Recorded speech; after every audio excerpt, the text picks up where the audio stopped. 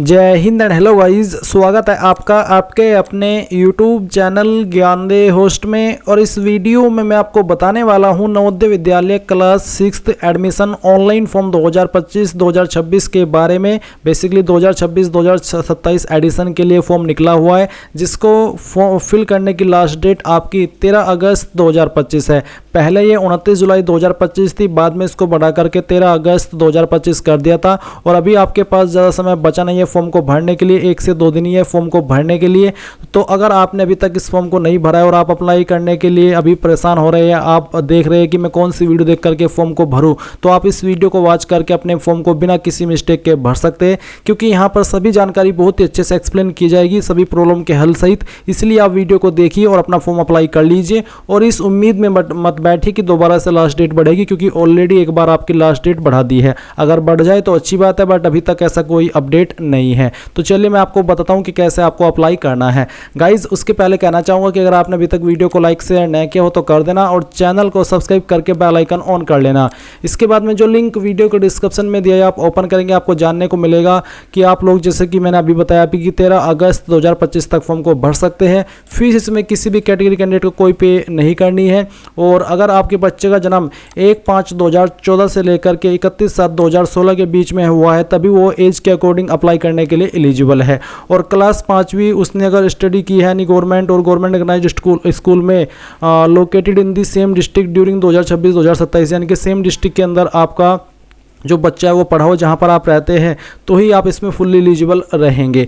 अब बाकी की इन्फॉर्मेशन यहाँ पर एग्जाम पैटर्न सहित देख लीजिए, और सभी इन्फॉर्मेशन चेक करने के बाद अगर आप इसमें एलिजिबल है और आपने फॉर्म नहीं भरा अभी तक, तो इंपॉर्टेंट लिंक के सेक्शन में आएंगे, अप्लाइंग ऑनलाइन लिंक ओपन करेंगे, आपके सामने कुछ ऐसा इंटरफेस आ जाएगा।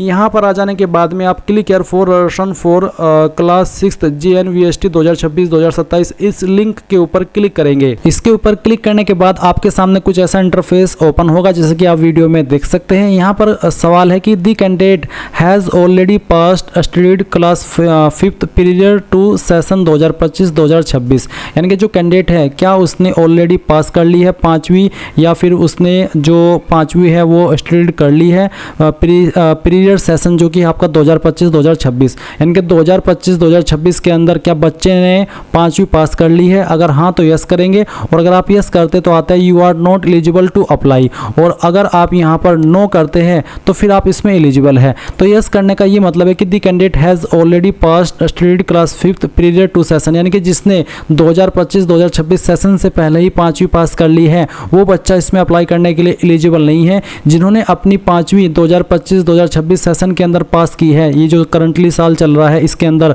वही इसमें अप्लाई करने के लिए एलिजिबल होगा। फिर से बता दूं, जिस बच्चे ने अपनी 5वीं 2025-2026 सेशन से ही पहले पास कर ली है, 2024 के अंदर पास कर ली है, तो वो इसमें अप्लाई करने के लिए एलिजिबल नहीं है। ये चीज़ क्लियर हो गई। अब आता है दी candidate has appeared in JNVST earlier, क्या कैंडिडेट ने JNVST पहले भी दिया है ये जो एग्जाम है। अगर हाँ तो यस, और यस करने के बाद में पता चलेगा कि आप इसमें एलिजिबल नहीं है, यानी कि आपको एक ही मौका मिलता है अप्लाई करने का। तो चलिए यहाँ पर आप नो करेंगे कि हाँ मेरे बच्चे ने पहले ये एग्जाम नहीं दिया है। फिर आता है have you read the prospect, ये जो प्रोस्पेक्ट है, जो ऑफिशियल नोटिफिकेशन आप कह सकते हैं, क्या ये आपने रीड कर लिया, तो आप इसमें यस कर देना। फिर आता है whether your district of residence and class 5th study is same, यानी कि जिस जिले के अंदर आप रहते हैं वो और जहां पर आपने 5वीं पास की है, क्या वो सेम है। अगर हाँ तो यस, नहीं तो आप नो करेंगे।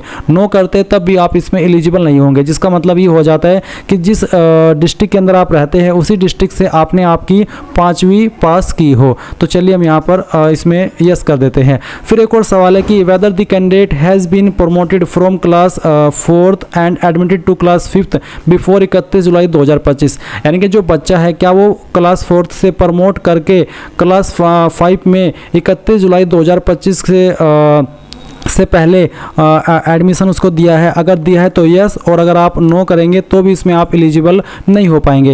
यानी कि कहने का ये मतलब है कि जो कैंडिडेट है वो क्लास 4th से प्रमोट होकर के जो क्लास 5th में आया है वो 31 जुलाई 2025 के पहले ही आया है। जो 31 जुलाई 2025 के बाद में आएगा वो इसमें अप्लाई करने के लिए एलिजिबल नहीं होगा। फिर आता है do you have Aadhaar number, अगर आधार नंबर है तो यस करिएगा और फिर आधार नंबर डालिएगा, नहीं है तो नो कर दीजिएगा। और नो करने के बाद आप देखेंगे upload any government approved residence certificate the parent from the district in which candidate is studying in class 5th, यानी कि जिस जिले में अभ्यर्थी कक्षा 5 में पढ़ रहा है उसके माता पिता का कोई भी सरकारी द्वारा अनुमोदित निवास प्रमाण पत्र अपलोड करेंगे। जिस बच्चे के पास आधार कार्ड नहीं है उसको यहाँ पर माता पिता का जो निवास प्रमाण पत्र है उसके स्थान पर फिर देना होगा, इस ऑप्शन में नो करके। पर अगर आपके बच्चे का जो आधार है वो है तो आप यस करके आधार नंबर डालिएगा और सबमिट कर दीजिएगा। अब गाइज आपके सामने यहाँ पर कुछ ऐसा इंटरफेस आएगा जैसे कि वीडियो में देख सकते हैं। तो आपको कुछ और अन्य जानकारी यहाँ पर देनी है। तो आपके सामने सवाल है, आपको इनको पढ़ना है और उसके अकॉर्डिंग आंसर करने हैं। जैसे कि सवाल है,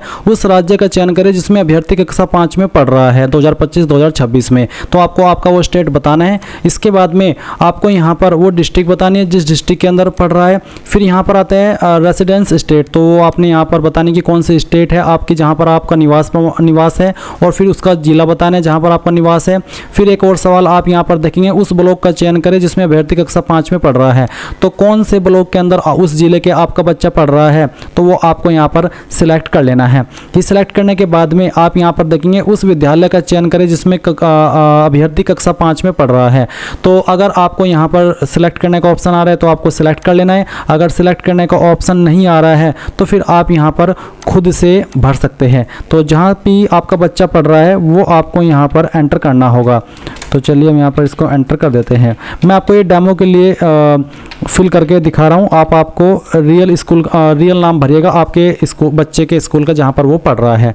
उसके बाद में आप देखेंगे नेम ऑफ द कैंडिडेट, आपको यहाँ पर जो बच्चे का नाम है वो एंटर करना है। और ये आप जो नाम भरेंगे ये 5वीं का जो सर्टिफिकेट है उसके अकॉर्डिंग आपको भरना है। इसके बाद में आप यहाँ पर देखेंगे मोबाइल नंबर, तो मोबाइल नंबर आपको पेरेंट का यहाँ पर रजिस्टर करना होगा। और फिर उसके बाद में जो बच्चे की डेट ऑफ बर्थ है वो आपको यहाँ पर सिलेक्ट कर लेनी है। तो जो भी बच्चे की डेट ऑफ बर्थ है वो आप यहाँ पर इस तरह से सिलेक्ट कर लीजिएगा जैसे कि मैं आपको सिलेक्ट करके दिखा रहा हूँ। फिर यहाँ पर ईमेल आईडी देखेंगे। और मैं आपको बता दूं कि अगर डेट ऑफ बर्थ में यहाँ पर आपकी जो बच्चे की डेट ऑफ बर्थ है वो सिलेक्ट नहीं कर पा रहे हैं तो इसका मतलब है कि ये जो 2014 से पहले के यहाँ पर ईयर नहीं आ रहे हैं और 2016 के बाद के नहीं आ रहे हैं, तो इसका मतलब है कि आप इसमें एज के अकॉर्डिंग या फिर आपका बच्चा अप्लाई करने के लिए एलिजिबल नहीं है। उसके बाद ईमेल आईडी अगर आपकी है तो दे दीजिए, नहीं तो ये ऑप्शन आप खाली छोड़ना चाहे तो छोड़ सकते हैं। उसके बाद में यहाँ पर जो बच्चे की माताजी है उनका नाम डालिएगा। उसके बाद फिर आप फादर नेम डालिएगा। नेम ऑफ द गार्जियन, अगर आपके जो बच्चे के गार्जियन है अभिभावक है वो माता पिता है तो आप यहाँ पर माता पिता का भी नाम दे सकते हैं। या फिर अगर उसके कोई गार्जियन चाचा है या फिर कोई उनकी आंटी है या फिर उनकी कोई कज़न है तो उनका नाम यहाँ पर इस ऑप्शन में दे सकते हैं। नहीं तो चाहे तो आप इस ऑप्शन को खाली भी छोड़ सकते हैं। और अगर आप ये वाला फील्ड भर रहे हैं अभिभावक का नाम वाला, तो फिर आपको बताना है कि जो आपने यहाँ पर नाम भरा है माता पिता के अलावा तो वो आपके क्या लगते हैं। तो यहाँ पर बताना होगा कि ब्रदर लगते हैं, सिस्टर लगते हैं, अंकल लगते हैं, आंटी लगते हैं, जो भी लगते हैं वो बताना होगा। नहीं तो आप दोनों को खाली छोड़ दीजिए अगर आपने माता पिता का नाम दिया है। नेशनलिटी इंडियन रहेगी। फिर आइडेंटिफिकेशन मार्क, आपके बच्चे के बॉडी के ऊपर ऐसा निशान जिससे उसकी पहचान होती है। ये निशान उसकी बॉडी के ऊपर कहीं पर भी हो सकता है। उस निशान के बारे में यहाँ पर लिखेंगे जो भी आपके बच्चे के बॉडी के ऊपर है, चाहे वो बर्थ मार्क हो या फिर जलने कटने का कोई भी ऐसा निशान हो वो आपको यहाँ पर लिखना है। इसके बाद जेंडर, तो जो भी जेंडर है मेल फीमेल या ट्रांसजेंडर वो सिलेक्ट करना है। और कास्ट कैटेगरी क्या है, जनरल, SC ST OBC जो भी है वो आप सिलेक्ट कर लीजिएगा।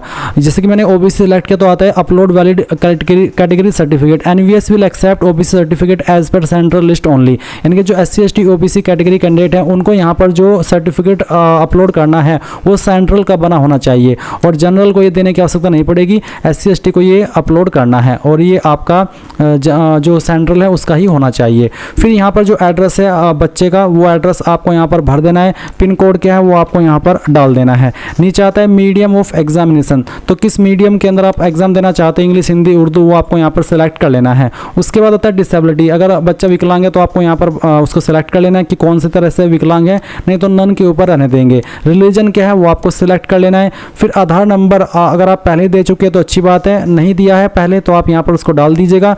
अगर आपका परमानेंट एजुकेशन नंबर है तो वो आप यहाँ पर डाल दीजिएगा। अगर आपने अपार आईडी बनाई हुई है तो आप वो अपार आईडी यहाँ पर भर दीजिएगा। अभी अपार आईडी क्या होती है आप यूट्यूब के अंदर सर्च करेंगे तो आपको वीडियोस मिल जाएगी। बट ये जो चीज़ें हैं ये कंपलसरी नहीं है, देनी है तो भर दीजिए, नहीं है तो मत भरिए। उसके बाद annual income of parents in rupees, आपके जो पेरेंट्स है बच्चे के उनकी एनुअल इनकम कितनी है वो आपको यहाँ पर एंटर कर देनी है। ये एंटर करने के बाद में आप यहाँ पर नीचे की तरफ आएंगे और देखेंगे प्रीवियस स्कूल्स डिटेल। तो प्रीवियस स्कूल की डिटेल यहाँ पर भरनी होगी। तो यहाँ पर देख सकते हैं नेम ऑफ द विलेज, तो कौन से विलेज के अंदर पड़ा है वो आपको विलेज यहाँ पर लिखना है। ये इन्फॉर्मेशन पहले है तीसरी की, फिर है चौथी की और ये है पाँचवीं की। तो उस विलेज का नाम आपको यहाँ पर देना होगा। तो चलिए मैं आपको यहाँ पर डेमो के लिए जानकारी भर करके दिखा रहा हूँ। तो विलेज का नाम भरेंगे, उसके बाद में फिर पाँचवीं चौथी किस विलेज के अंदर की है उसका नाम, पाँचवीं किस विलेज के अंदर की है उसका नाम, फिर किस स्कूल के अंदर की है उस स्कूल का नाम आप यहाँ पर भर देंगे। मैं आपको इस तरह से भर के दिखा रहा हूँ। चलिए हम यहाँ पर इसको फिल कर देते हैं। उसके बाद में फिर चौथी किस स्कूल के अंदर की है उसका नाम, पाँचवीं किस स्कूल के अंदर की है उसका नाम। रिकॉग्नाइज्ड है तो आपको रिकॉग्नाइज्ड सेलेक्ट करना है, नॉन रिकॉग्नाइज्ड है मान्यता प्राप्त नहीं है तो आप नॉन रिकॉग्नाइज्ड सेलेक्ट कर लेंगे। और जैसे कि यहाँ पर नॉन रिकॉग्नाइज्ड मैंने सेलेक्ट किया तो बोला है कि जो नॉन रिकॉग्नाइज्ड स्कूल है वो अप्लाई करने के लिए एलिजिबल नहीं होगा, यानी कि आपका बच्चा रिकॉग्नाइज्ड स्कूल के अंदर से ही पढ़ा होना चाहिए। तो यहाँ पर मैं इसको सिलेक्ट कर लेता हूँ। उसके बाद आप देखेंगे स्कूल लोकेशन, रूरल या अर्बन। रूरल होता है आपका ग्रामीण, अर्बन होता है शहरी। तो जो भी है वो आप यहाँ पर सिलेक्ट कर लीजिएगा इस तरह से। फिर यहाँ per year month of joining, जो तीसरी है वो कौन सा साल के अंदर ज्वाइन की है वो बताना है, किस महीने के अंदर ज्वाइन किया है वो बताना है। फिर चौथी किस साल के अंदर, किस महीने के अंदर, और पाँचवीं किस साल के अंदर और किस महीने के अंदर। फिर ईयर मंथ ऑफ पासिंग, कौन से साल और कौन से महीने के अंदर तीसरी पास की है, चौथी कौन से साल कौन से महीने के अंदर पास की है, और पाँचवीं आपकी कौन से महीने और कौन से साल के अंदर पास हो जाएगी वो भी आपको यहाँ पर बता देना है इस तरह से। उसके बाद नीचे देखेंगे undertaking by candidate parent guardian. तो आपको यहाँ पर आना है और उसके बाद आप यहाँ पर इसमें देखेंगे अपलोड कैंडिडेट फोटो, यानी कि आपको बच्चे का जो फोटो है वो यहाँ पर अपलोड करना होगा। तो चूज फाइल के ऊपर क्लिक कीजिएगा और जहाँ पर भी बच्चे की फ़ोटो की फाइल है वो आपको यहाँ पर अपलोड करनी होगी। तो मैं चलिए यहाँ पर आपको एक फ़ोटो की फ़ाइल इसमें अपलोड करके दिखाता हूँ। ये फाइल सेलेक्ट की मैंने, ओपन कर लिया। फ़ोटो का जो साइज़ है वो 10 से 100 KB के बीच में होना चाहिए। उसके बाद यहाँ पर जो कैंडिडेट का सिग्नेचर है वो भी आपको अपलोड करना होगा। तो कैंडिडेट का जो सिग्नेचर है वो आप यहाँ पर सिलेक्ट कर लीजिए। उसके बाद में ओपन कीजिए, साइन यहाँ पर आ जाएगा। फिर यहाँ पर आपको पेरेंट का सिग्नेचर, पेरेंट में चाहे आप माता या पिता दोनों का देना, सिग्नेचर अनिवार्य नहीं है, किसी एक का भी आप यहाँ पर दे सकते हैं। तो चाहे माता का चाहे पिता का, वो आपको यहाँ पर सिग्नेचर सेलेक्ट कर लेना है और फिर इसको ओपन कर देना है। फिर आता है अपलोड कैटेगरी सर्टिफिकेट। अगर आप SC ST OBC है तो आपको कैटेगरी सर्टिफिकेट अपलोड करना है जिसका फॉर्मेट JPEG या फिर JPG का रखा है। तो यहाँ पर सर्टिफिकेट वो सिलेक्ट कर लीजिएगा और उसके बाद सेव एंड प्रीव्यू इसके ऊपर क्लिक कीजिएगा। नाउ गाइज, आपने जो भी जानकारी भरी है वो सभी आपके सामने है। आप एक एक करके सभी जानकारी को चेक कर लेंगे। अगर आपको लग रहा है कि कोई जानकारी गलत भरी गई है तो आप एडिट के ऊपर क्लिक करके उसको एडिट कर लेना, क्योंकि बाद में एडिट का मौका नहीं मिलेगा। और अगर आपको लग रहा है कि सभी जानकारी सही है तो फाइनल सबमिट के ऊपर क्लिक कीजिए और यहाँ से ओके कर दीजिए। देखेंगे कांग्रेचुलेसन, आपको यहाँ पर आपका फॉर्म देखने को मिलेगा कि फाइनल सबमिट हो चुका है, राशन नंबर मिल चुका है, इसको नोट कर लीजिएगा। और फिर click to print your ration form के ऊपर क्लिक कीजिएगा। प्रिंट के ऊपर क्लिक करके अगर आपके पास प्रिंटर मौजूद नहीं है तो आपको यहाँ पर इसको PDF के रूप में सेव कर लेना है और बाद में आप इसको प्रिंट करा लीजिएगा। तो इस तरह से गाइज आप लोग यहाँ पर आपका ये फॉर्म फिल कर पाएंगे। आई होप आपको जानकारी पसंद आई होगी। कोई सवाल डाउट रह गया हो तो कमेंट के माध्यम से पूछ लेना। Thanks for watching. जय हिंद।